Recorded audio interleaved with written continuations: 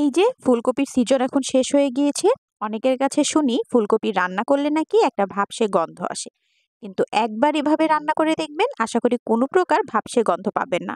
আসসালামু আলাইকুম everyone, experiment with ইতি নতুন একটি ভিডিওতে আপনাকে স্বাগতম।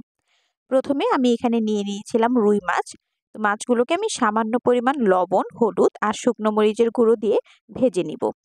তো মাছটা ভাজার জন্য দিয়ে দিয়েছি। এটা খুবই অল্প তেলে ভাজবো, একদমই বেশি তেলে ভাজবো না। একটা পাশ যখন মাছের ভাজা হয়ে যাবে তখন আমি অপর পাশটা উল্টিয়ে দিব। দুটো পাশই মাছের ভাজা হয়ে গেলে মাছটাকে আমি তুলে ফেলবো। আর ফুলকপি যেগুলো নিয়েছিলাম সেগুলো সামান্য পানিতে ভাপ দিয়ে নিয়েছিলাম। এখানে কিন্তু কোনো প্রকার হলুদ বা লবণ ব্যবহার করিনি, শুধু পানিতে ভাপ দিয়ে পানিটা ফেলে দিয়েছিলাম। এখন ওই তেলের মধ্যে আমি সেই ভাপ দেওয়া ফুলকপি আর কিছুটা আলু দিয়ে দিব। আর এখন দিয়ে দিব সামান্য পরিমাণ হলুদ আর কিছুটা লবণ দিয়ে খুব ভালো করে তেলের উপরে এগুলোকে ভেজে নিব। খুব বেশি ভাজার কিন্তু দরকার নেই, অল্প ভেজে নিলেই হয়ে যাবে। তেলের উপরে যখন ভাজবো তখন দেখবো যে কালারটা অনেকটা চেঞ্জ হয়ে এসছে, ঠিক তখনই আমি এটাকে তুলে ফেলবো। কালার কিন্তু খুব বেশি চেঞ্জ হবে না, কিছুটা চেঞ্জ হবে। এরপরে ওই তেলের মধ্যে আমি কাঁচামরিচ আর বেশ খানিকটা পেঁয়াজ দিয়ে দিব। পেঁয়াজ আর কাঁচামরিচ ভাজা হয়ে গেলে দিয়ে দিব 1 চা চামচ শুকনো মরিচের গুঁড়ো, 1 চা চামচ হলুদ গুঁড়ো, পরিমাণ মতো লবণ, 1.5 চা চামচ ধনিয়া গুঁড়ো, 1 চা চামচ জিরে গুঁড়ো, রসুন বাটা দিয়েছি 1 চা চামচ আর অল্প একটু আদা বাটা দিয়ে খুব ভালো করে এটাকে ভেজে নেব তেলের উপর।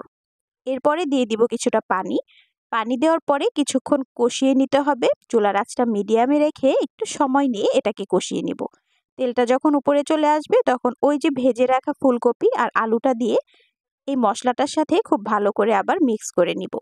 এখন আমি দিয়ে দিব কেটে রাখা টমেটো। টমেটো দেওয়ার পরে আমি এখানে আরও কিছু পানি অ্যাড করব। পানি অ্যাড করে আমি এটাকে ঢাকা দিয়ে রাখবো। যেহেতু ফুলকপিটা সিদ্ধ করা ছিল আবার কিছুটা ভেজে নেওয়াও ছিল, তাই 5 থেকে 6 মিনিটের মতো ঢাকা দিয়ে রাখলেই কিন্তু এটা হয়ে যাবে।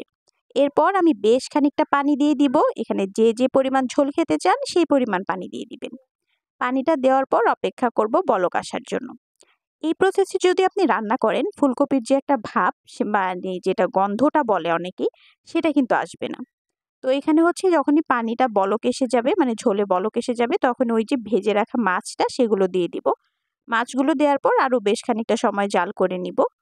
তো এটা যখন নামাবো, নামানোর আগে ভেজে রাখা জিরে গুঁড়ো দিয়ে দেবো আমি 1/2 চা চামচ।